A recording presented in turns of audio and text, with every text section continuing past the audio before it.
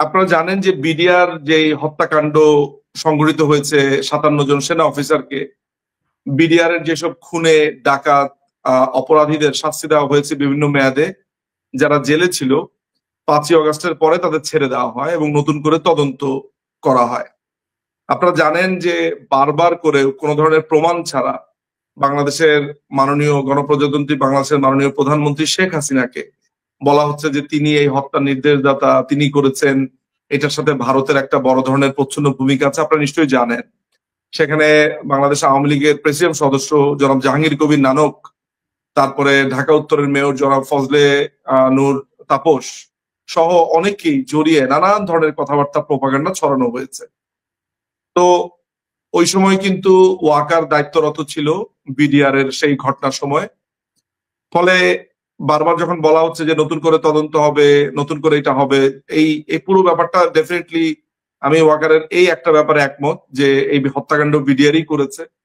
আমার অন্তত কোনো সন্দেহ নেই। আরেকটা ব্যাপার আপনাকে বলে রাখা ভালো যে ব্রিগেডিয়ার শামস চৌধুরী, তাকে এই ভদ্রলোককে, যিনি একজন আমি বলবো একজন অনেস্ট অফিসার, একজন দেশপ্রেমিক অফিসার, একটা অসাধারণ মানুষ আমি যতদূর জানি, এই নিরীহ মানুষটাকে যিনি অবসর গ্রহণ করেছেন কত আগে, এই মানুষটা তখন আপনার ওই যে বিডিআর এর যে অস্ত্রাগার সেটার একটা দায়িত্বে তিনি ছিলেন।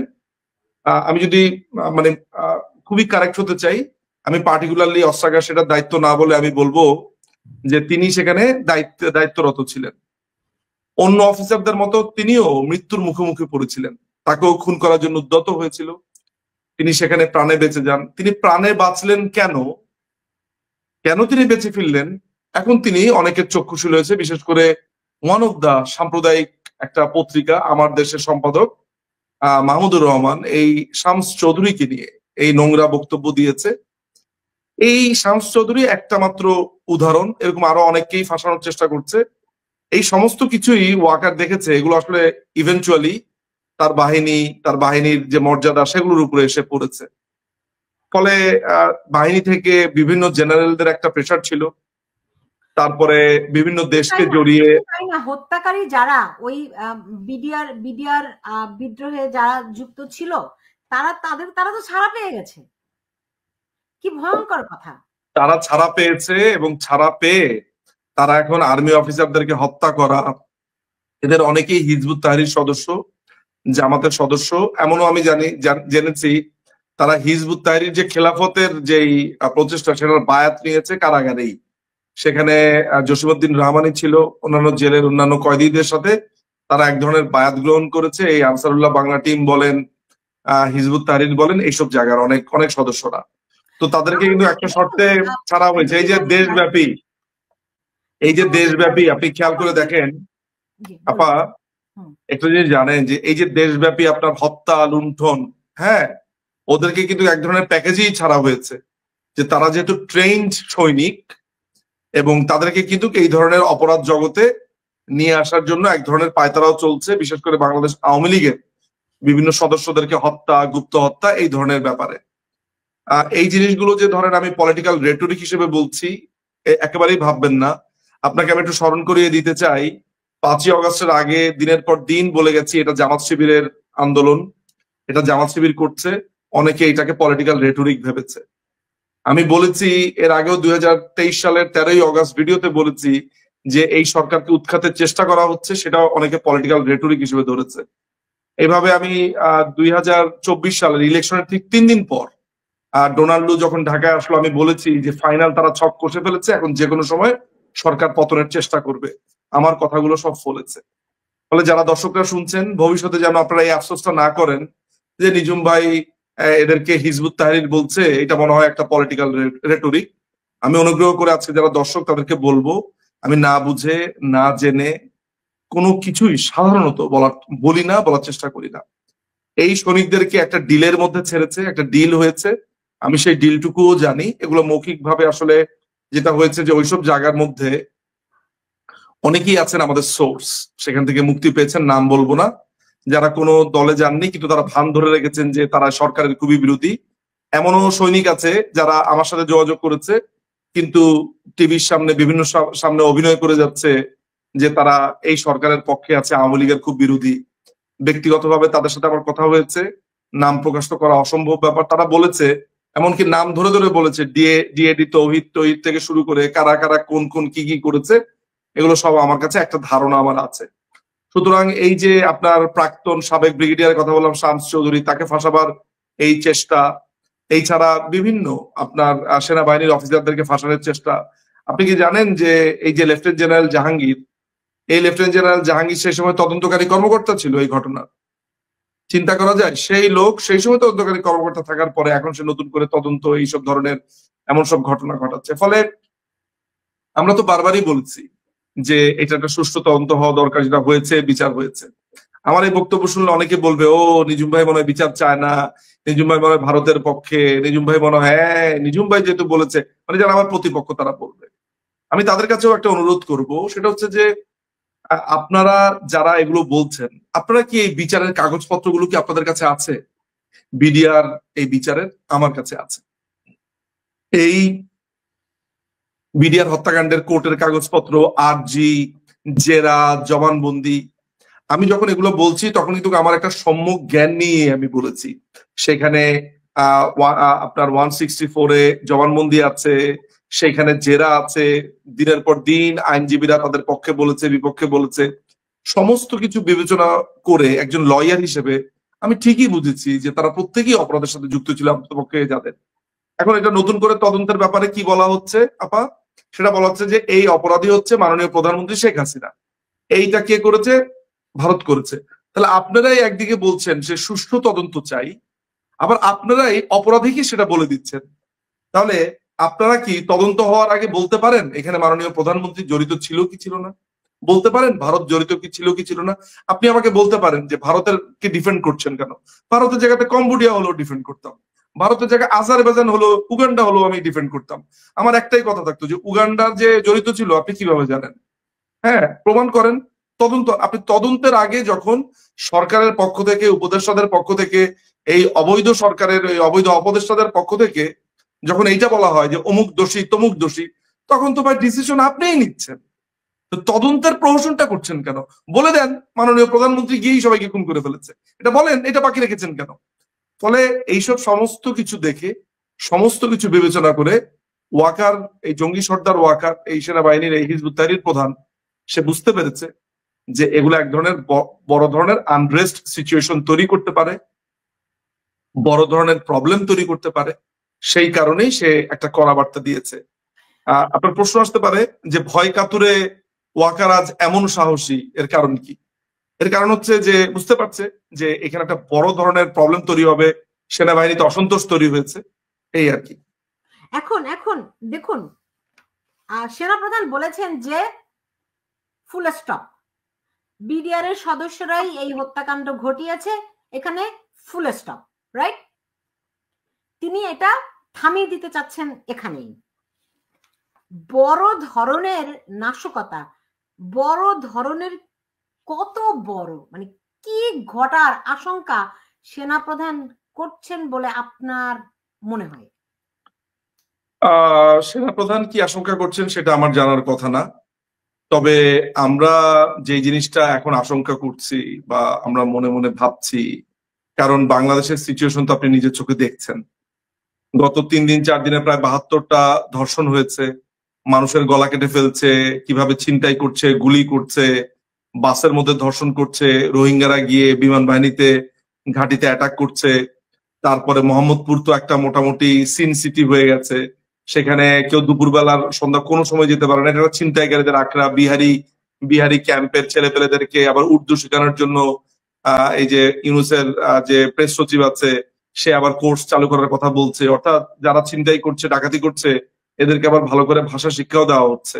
হ্যাঁ, সুতরাং দেশটার যে এরকম একটা ভয়ঙ্কর সিচুয়েশন, এটার জন্য আমার মনে হয় না রকেট সায়েন্টিস্ট হতে হয় যে এইটা জঙ্গিদের একটা ব্রিডিং গ্রাউন্ড হয়ে যাচ্ছে।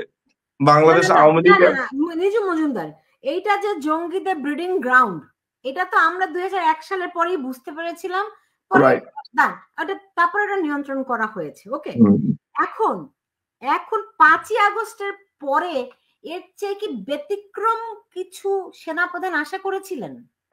5ই আগস্টের পরে 5ই আগস্টে যে আমরা অ্যাটাক গুলো দেখেছি, জঙ্গি হামলাগুলো, তারপর টোকাই, তারপরে চোর ছেঁচড়াদের লুটপাট দেখেছি, এইটা থেকে ওয়ার্স সিচুয়েশন আমি আমি আগেই বলেছি যে ওয়াকার কি চিন্তা করছে এটা আমার জানার কথা না।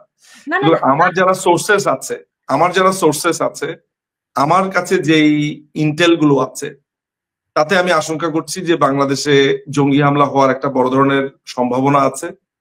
আমি অন্তত পক্ষে আপনার বলতে পারি যে জামাতুল মুজাহিদিন এরা নতুন করে সংগঠিত হয়েছে বলে একটা গোয়েন্দা রিপোর্ট আছে। আপনার হিজবুত তাহরির জঙ্গি হামলা না করলেও তাদের তারা যাদের সাথে একসাথে কাজ করছে সেটা হচ্ছে AQIS, আল কায়দা, তারা অনেকটা হলি আর্টিজানের মতো সন্ত্রাসী কর্মকাণ্ডের এক ধরনের প্ল্যান করছে বলে আমার কাছে ইন্টেল আছে। এই তথ্যগুলো পেয়েছি, এক ধরনের সম্ভাবনার বার্তা পেয়েছি। এবং পাকিস্তানের লস্করি তৈয়বার প্রায় 50 জনের মতো একটা টিম কিন্তু এখন আপনার বাংলাদেশে অবস্থান করছে। ISI তার একটা ঘাঁটি করেছে আপনার সিলেট ক্যান্টনমেন্টের যে কমান্ডো ট্রেনিং ভবন 1, সেখানে তারা একটা ঘাঁটি করেছে। রংপুরে তাদের আরেকটা আপনার অফিস হচ্ছে ISI এর। ঢাকার ক্যান্টনমেন্টে তারা আপনার ভালো অবস্থান নিয়েছে। পুলিশের যে ASP তার নাম হচ্ছে রনক জাহান, এক ভদ্রমহিলা বলাটা ঠিক হচ্ছে কিনা জানি না, তার হাজবেন্ড হচ্ছে নিষিদ্ধ ঘোষিত দল আপনার যে আনসারুল্লাহ বাংলা টিম বা আনসার আল ইসলাম, তার স্বামী। এই রনক জাহানের নেতৃত্বে এই আপনার জিয়া বাংলাদেশে প্রবেশ করেছে এবং বর্তমানে সে ক্যান্টনমেন্টে DGFI অফিসের ঠিক পাশে কাফরুল কচুক্ষেতের একটি অ্যাপার্টমেন্টে সে অবস্থান করছে। লোকেশনটা এবং ফ্ল্যাট নাম্বার আমি জানি না, বাট লোকেশনটা আমাকে একটা ধারণা দেওয়া হয়েছে যে কোন সাইটটাতে আছে। ফলে তার এখানে আসা আগমন সমস্ত কিছু আমাদের কাছে ইন্ডিকেট যেটা করে যে খুব সম্ভবত তারা আপনার ক্যান্টনমেন্টেই একটা প্রথম আঘাত এনে আমার ধারণা তারা তাদের শৌর্য বীর্য এইটার একটা প্রমাণ দিতে চায়, যেটার একটা ছোট টেস্ট তারা করেছে আপনার বিমান বাহিনীতে হামলা করে। এবং এমন একটা সম্ভাবনা আছে বলে আমার কাছে আছে, এটা বলাটা উচিত হচ্ছে কিনা কারণ আমি এটা বলতে চাইনি। আপনি জানবেন যে জাতিসংঘের যেই মহাসচিব অ্যান্টোনিওকে টার্গেট করে একটা হামলার সম্ভাবনা আমাকে একটি জায়গা থেকে জানানো হয়েছে এবং বলা হচ্ছে যে তারা বাংলাদেশকে ইসলামিক রিপাবলিক করার একটা ঘোষণা মনে হয় দিবে, মানে এই ধরনের একটা মুভমেন্ট আছে। ফলে অ্যান্টোনিও গুন্তারেস এখানে আসলে একটা অ্যাটাকের সম্ভাবনা আছে বলে আমি কিছুটা অনুমান করি। আমার কাছে এই টিপসটা আছে এবং এইসব কারণে ওয়াকার তার এই বার্তাটি দিয়েছে। ওয়াকারের টনক নড়েছে এবং সে বেশ কিছু স্পষ্ট মেসেজ দিয়েছে। আপনি প্রশ্ন করতে পারেন সে কি তাহলে ক্ষমতা দখল করবার কথা বলা হচ্ছে কিনা। এখন আমার কথা হচ্ছে বাংলাদেশ যদি এই ধরনের একটা ব্যানানা রিপাবলিকে পরিণত হয়ে যায় বা ফেইল্ড স্টেটস, তাহলে লাস্ট রিসর্ট তো সেনাবাহিনী ছাড়ার কিছু না। সেইটা আপনার যদি ওয়াকার আপনার ক্ষমতা দখল না করে তাহলে কেউ না কেউ করবেই, যাদের শৌর্য বীর্য আছে তারাই করবে। পুলিশ বাহিনীর পক্ষে যদি সম্ভব হতো তাহলে কখনো তো শুনেন নাই যে পুলিশ বাহিনী ক্ষমতা দখল করে, কারণ পুলিশ বাহিনীর ওই সাহসটা বা শক্তি বা ওই সামর্থ্যটা নেই। এখন বাংলাদেশ যদি আপনার ক্রমাগত ভাবে মানে এখন যে অবস্থা হয়েছে, আপনি যেখানে যান সেখানে আপনার ছিনতাই করে নিয়ে যাবে। এই যে কিছুক্ষণ আগে একজন একটা ভিডিও পাঠালো, আদা বড় এক মহিলার কান থেকে কানটা ছিঁড়ে নিয়ে চলে গেছে, কানের এই যে লতিটা সহ। ভাই আপনি ছিনতাই করতেছেন, ছুরি দেখালে তো দিয়ে দেয়, কান টেনে নিয়ে চলে গেছে, ফুল কান শুদ্ধ, মানে কানের লতি শুদ্ধ। ভয়ঙ্কর ব্যাপার। কালকে দেখলাম কিভাবে জবাই করছে, কি নৃশংস সব ভিডিও। এমন একটা অবস্থানে সেনাবাহিনী ইমার্জেন্সি যদি না দেয় বা সেনাবাহিনী ইমার্জেন্সি বলতে মার্শাল ল বলে যদি কিছু নেই, বাট ক্ষমতা যদি তারা নিয়ে নেয়, আমি অন্তত পক্ষে অবাক হব না। কারণ এখানে তো আওয়ামী লীগের বেনিফিট বা লাভ কিছু নাই। মানে সুতরাং অনেকে মনে করবে যে এখন সেনাবাহিনী যদি ক্ষমতা নিয়ে নেয় তাহলে কি বাংলাদেশ আওয়ামী লীগ রাজনীতি করছে, এটা তো তা না। কিন্তু সিচুয়েশন তো ওদিকে নির্দেশ করে। এখন যদি বাংলাদেশে আসার পর আপনার জাতিসংঘের মহাসচিবের একটা বোমা হামলার শিকার হয়, আপনি বুঝতে পারছেন ব্যাপারটা কোথায় গিয়ে দাঁড়াবে। তো ব্যাপারটা ওইদিকে যাচ্ছে। মজুমদার, ধরেন সেনাপ্রধান যদি এখন আশঙ্কা করে থাকেন এরকম একটা কিছু হবে, তাহলে তিনি গত 6-7 মাস ধরে তার বাহিনীকে এরকম নীরব দর্শকের মতো দাঁড় করিয়ে রাখলেন কেন? তিনি ওই তারা যে কেন বললাম আইনশৃঙ্খলা পরিস্থিতি ওই যে নিয়ন্ত্রণে 5ই অগাস্টে তো পাওয়ার ছিল 5ই অগাস্টে তার ক্ষমতা ছিল না, তার বাহিনীর তো সদস্য ছিল। এদেরকে তো যুদ্ধের জন্যই প্রস্তুত করা হয়েছে। এমন তো বলা হয়নি যে ভাই আপনি কি স্টুডেন্টদেরকে মেরে আসেন, আপনি তো ভাই এদেরকে গিয়ে মেরে আসেন। এমন তো আপনি ঠেকাবেন, প্রতিহত করবেন। এখন আপনি প্রতিহত করছেন কিভাবে? গোপালগঞ্জে গিয়ে আপনি প্রতিহত করলেন, গোপালগঞ্জে গিয়ে আপনি নিরীহ মানুষদেরকে মারলেন, আপনি গাজীপুরে গিয়ে নিরীহ মানুষদেরকে মারলেন, সেটা করতে পারেন। কিন্তু যখন একটা সার্বভৌম একটা দেশের একজন প্রধানমন্ত্রীকে হত্যা করতে এসেছে, আপনি তখন গণভবন ছেড়ে দিলেন। আপনি পুলিশদেরকে পুড়িয়ে মারলো, আপনি নিজে গিয়ে পুলিশের বিভিন্ন থানার খোঁজ খবর দিয়েছেন, আপনি গিয়ে লুটপাট করলেন, আপনার মেজর ক্যাপ্টেন তারা চুরি করেছে, আপনার মেজর ক্যাপ্টেন গিয়ে ডাকাতি করেছে, আপনার আপনার বিভিন্ন রাজনৈতিক নেতাদেরকে ভয় দেখিয়ে যে তোমাকে ধরা দিব, তুমি ওই বাসায় আছো বলে দিব, এটা বলে আপনি 10 কোটি 5 কোটি 6 কোটি। আপনি আমাদের খাদ্য জ্বালানি মন্ত্রী যিনি ছিলেন আমাদের বিপু ভাই, বিপু ভাইয়ের বাসাতে তারা রেকি করতে গেছে, সাথে নিয়ে গেছে নুরু, হাসনাত, সার্জিস, এদেরকে কোন প্রোটোকলে নিয়ে গেছে। সুতরাং এক একজন আর্মি অফিসার যারা ফিল্ডে ছিল তারা কোটি কোটি টাকা কামাই করেছে।